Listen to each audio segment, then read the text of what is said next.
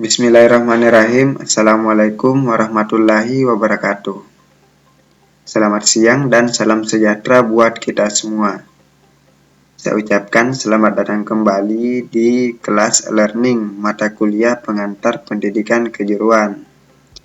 Sebelumnya saya minta maaf karena ada 2 kali pertemuan yang dimana saya tidak sempat masuk. Karena kebetulan ada kesibukan di mana saya menjadi salah satu anggota dalam tim Satgas COVID-19 UNM.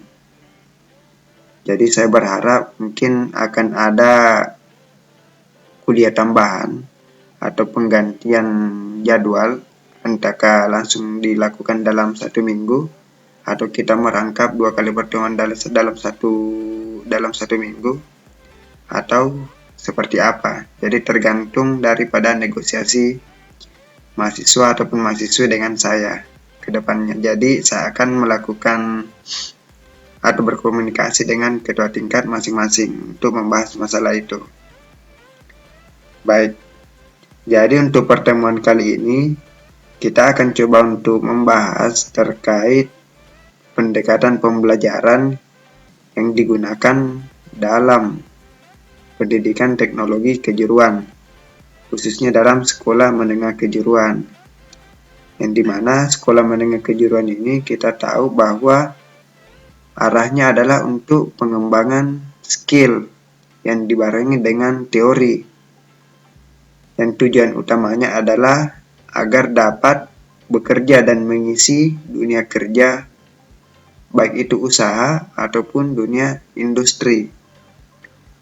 Makanya mau tidak mau biasanya kita harus tahu biasanya pendekatan pembelajaran apa yang tepat kita lakukan untuk menunjang pengembangan skill untuk siswa ataupun siswi SMK. Baik, saya akan coba untuk mengurai beberapa pendekatan pembelajaran yang biasanya dapat kita lakukan dalam dunia SMK. Baik, jadi yang pertama adalah pembelajaran berbasis dunia kerja. Jadi mesti kita ingat bahwa pembelajaran berbasis dunia kerja itu berbeda dengan belajar di tempat kerja. Kalau belajar di tempat kerja ya langsung di industrinya, sedangkan pembelajaran berbasis dunia kerja itu tetap dilakukan di sekolah, tetapi tetap mengacu kepada bagaimana skill dan standar yang ada di tempat kerja yang sesungguhnya. Jadi pembelajaran berbasis dunia kerja itu diharapkan mampu untuk membantu siswa ataupun siswi untuk memperoleh keterampilan baru yang berguna untuk mengembangkan pendekatan atau cara-cara berpikir baru dalam memecahkan sebuah masalah. Jadi memang sebenarnya pembelajaran berbasis dunia kerja dalam pendidikan kejuruan itu biasanya didesain untuk mempersiapkan siswa ataupun siswi bekerja sesuai dengan standar kerja di dunia industri. Jadi pada dasarnya itu pembelajaran berbasis dunia kerja mengatakan bahwa sebenarnya belajar itu biasanya tidak cukup dengan bertanya terkait apa yang kita pelajari, tetapi biasanya juga bertanya tentang apa artinya atau bagaimana cara menerapkan apa yang sudah kita ketahui. Jadi dia condong kepada penerapan ilmu, bukan hanya sekedar tahu, tapi bagaimana memanfaatkan ilmu yang sudah kita peroleh untuk diimplementasikan dalam dunia kerja. Sehingga belajar itu biasanya tidak sekedar memperoleh keterampilan teknis, tapi juga menciptakan pengetahuan baru. Yang kedua adalah pembelajaran berorientasi kepada pengalaman. Jadi kita tahu bahwa pengalaman di sini untuk siswa SMK itu biasanya amat sangat penting dalam proses belajar. Karena biasanya belajar dengan cara melakukan yang membentuk pengalaman baru jauh lebih meningkatkan pemahaman dibandingkan dengan belajar dengan cara menghafal ataupun mendengarkan teori. Makanya di sini sekolah menengah kejuruan itu memiliki salah satu pendekatan pembelajaran di mana praktek harus lebih banyak kita lakukan. Jadi biasanya proses pembelajaran itu atau pembelajaran melalui pengalaman itu dapat berlangsung setiap saat dan di mana saja seseorang itu berada. Jadi setiap orang biasanya akan mengalami proses belajar melalui apa yang dia jumpai dan apa yang dikerjakannya. Jadi sama halnya pada siswa ataupun siswi SMK.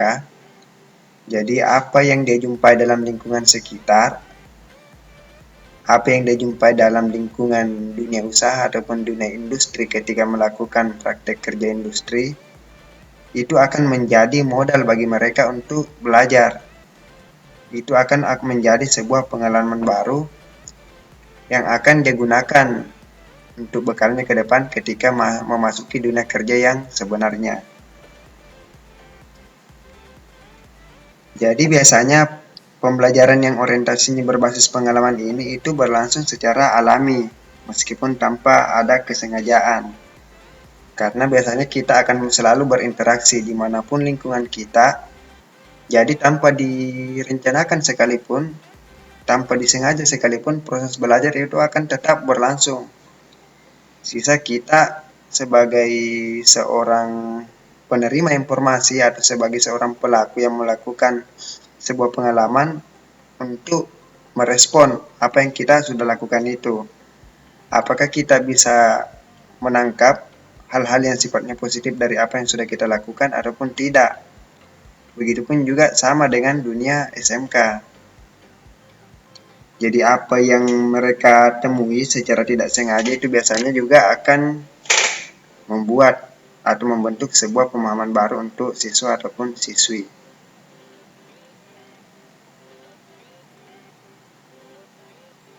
Jadi pada dasarnya ini dengan pengalaman belajar diharapkan ini siswa ataupun siswi itu mampu mengembangkan potensi yang ada dirinya terkait bidang kejuruan yang mereka ampu. Sehingga kedepannya dia siap untuk memecahkan problema, entahkah problema hidup, problema dalam dunia kerja, baik itu usaha ataupun dunia industri. Yang ketiga adalah pendidikan kontekstual. Jadi pendidikan atau pembelajaran kontekstual itu biasanya adalah suatu kejadian ketika siswa ataupun siswi yang dimana mereka berusaha untuk memahami sesuatu, tetapi dalam memahami sesuatu itu mereka mengaitkan dengan lingkungan sekitar yang pernah mereka atau pengalaman yang pernah mereka alami.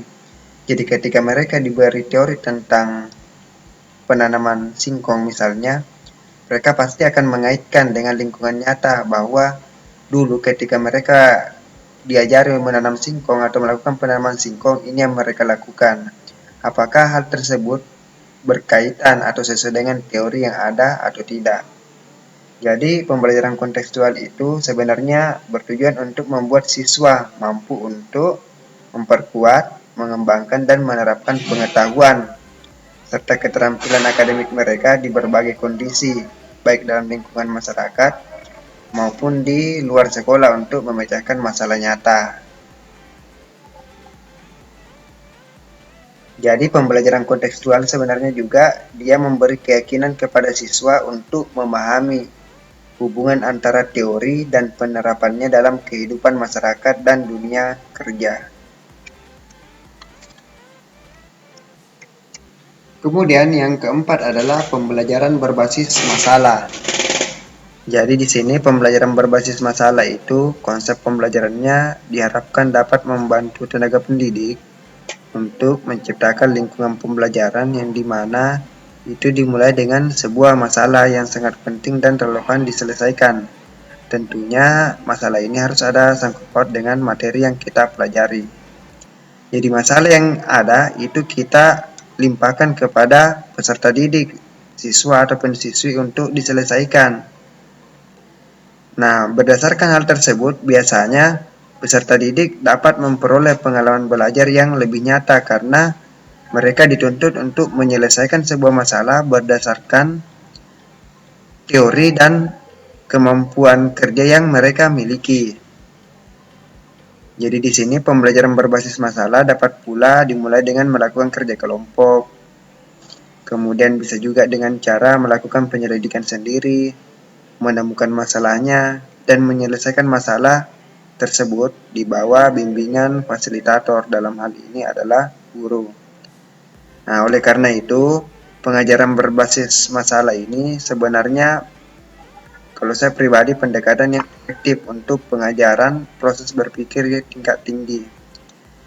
Kenapa di sini dikatakan pengajaran proses berpikir tingkat tinggi? Karena siswa di sini pasti akan melakukan proses memahami apa itu masalahnya, menganalisis seperti apa masalahnya, kemudian membuat sebuah evaluasi, memberikan solusi dari apa yang menjadi masalah tersebut. Kemudian yang kelima adalah pembelajaran berbasis proyek. Jadi di sini pembelajaran berbasis proyek itu memiliki sedikit kemiripan dengan pembelajaran berbasis masalah. Karena sebenarnya dalam pembelajaran berbasis proyek itu akar permasalahan utamanya adalah sebuah masalah yang harus kita selesaikan. Tapi masalah di sini yang kita selesaikan itu bukan dalam bentuk teori ataupun opini kita untuk menyelesaikan masalah. Tetapi masalah yang kita selesaikan itu keluarannya dalam bentuk produk. Misalnya masalah terhadap keterbatasan lahan di daerah kota sehingga masyarakat susah untuk melakukan bercocok tanam secara massal. Nah, berdasarkan masalah itu biasanya biasanya siswa akan ditugaskan untuk mengerjakan sebuah proyek yang dimana proyek itu harus menyelesaikan masalah yang tadi. Anggaplah salah satu solusi untuk menyelesaikan masalah, mereka harus ditugaskan untuk membuat sebuah proyek hidroponik. Entahkah bisa juga dia bisa diarahkan untuk membuat sebuah produk hortikultur, membuat sebuah produk aeroponik, dan banyak produk lainnya yang dimana produk yang dibuat itu harus menyelesaikan masalah keterbatasan lahan yang tadi. Jadi di sini asesmen penilaian yang dilakukan oleh tenaga pendidik itu dia tidak berpusat kepada tes baik dalam bentuk esai ataupun pilihan ganda, tetapi yang di sini hal yang menjadi penilaian utama adalah kinerja daripada siswa ataupun siswi tersebut untuk membuat proyeknya, kekompakan, kerjasamanya, laporan, dan yang terakhir adalah produk akhir yang mereka hasilkan. Jadi yang saya katakan di sini salah satu bentuk kekurangan dari pembelajaran berbasis proyek di sini itu biasanya akan membutuhkan waktu yang lama dan membutuhkan tentunya berbagai macam peralatan dan perlengkapan. Kemudian yang keenam adalah pembelajaran berbasis usaha atau teaching factory learning. Biasa juga dikenal dengan istilah TEFA. Jadi TEFA di sini pembelajarannya itu dia berorientasi kepada bisnis dan produksi. Jadi di dalam sebuah sekolah itu ada unit produksi yang dimana mereka sambil belajar, sambil praktek, kemudian hasil prakteknya itu mereka produksi secara massal dan dijual kepada seluruh konsumen yang membutuhkan. Jadi sebenarnya TEFA di sini memiliki kemiripan dengan pembelajaran berbasis proyek. Akan tetapi di pembelajaran TEFA ini, proyek yang dihasilkan itu diperuntukkan untuk dijual. Jadi bukan hanya sekedar buat kemudian dipresentasikan, tetapi produk yang dihasilkan itu diproduksi berdasarkan standar yang sudah ditetapkan, kemudian dikomersilkan di masyarakat luas. Jadi TEFA itu kalau saya katakan juga merupakan suatu proses keahlian atau keterampilan yang dimana dia dirancang dan dilaksanakan berdasarkan prosedur dan standar bekerja baku sehingga dapat menghasilkan produk yang sesuai dengan tuntutan pasar ataupun konsumen. Sebenarnya juga konsep TEFA ini dalam proses pembelajaran itu dapat menjembatani kesenjangan kompetensi antara kebutuhan dunia usaha dengan dunia industri dengan kompetensi yang diperoleh pada pendidikan kejuruan. Jadi apa yang dilakukan dalam proses TEFA ini sebenarnya sudah mewakili kegiatan dan keterampilan yang dilakukan dalam dunia usaha dan dunia industri. Apa kelebihan dengan melakukan pembelajaran berbasis TEFA itu? Yang pertama jelas dapat meningkatkan keterampilan dan pengetahuan bagi siswa ataupun siswi. Dan yang kedua jelas dapat memberikan kontribusi dalam meningkatkan daya saing bagi dunia usaha dan dunia industri. Dan yang ketiga adalah dapat memfasilitasi dan mempromosikan sekolah. Selain itu, sebenarnya TEFA ini dapat menambah penghasilan sekolah itu sendiri. Jadi penghasilan yang diperoleh sebenarnya dapat digunakan untuk memaksimalkan proses pembelajaran ataupun proses produksi yang ada di sekolah tersebut. Sehingga sekolah tersebut kelihatan lebih hidup dan betul-betul sesuai dengan lingkungan dunia usaha dan dunia industri. Baik, terima kasih. Jadi itulah tadi ada 6 pembelajaran dalam pendidikan teknologi dan kejuruan, khususnya dalam sekolah menengah kejuruan. Jadi 6 pembelajaran ataupun model pembelajaran yang dilakukan pada sekolah menengah kejuruan seperti yang saya paparkan tadi itu mewakili apa yang paling banyak digunakan dalam sekolah. Sebenarnya masih ada beberapa terkait pendekatan pembelajaran yang dilakukan. Tapi dari 6 yang saya paparkan itu adalah yang paling terbanyak digunakan dalam dunia SMK. Akan tetapi dari 6 itu kalau saya katakan secara pribadi itulah pendekatan pembelajaran yang paling efektif dapat kita lakukan. Karena di luar daripada menambah pemahaman ataupun penguatan konsep materi, penguatan keterampilan pun juga dapat dikembangkan, dapat dilakukan dengan baik. Jadi kurang lebih seperti itu terkait pendekatan pembelajaran yang dapat dilakukan dalam sekolah menengah kejuruan. Sampai jumpa di pertemuan berikutnya. Assalamualaikum warahmatullahi wabarakatuh.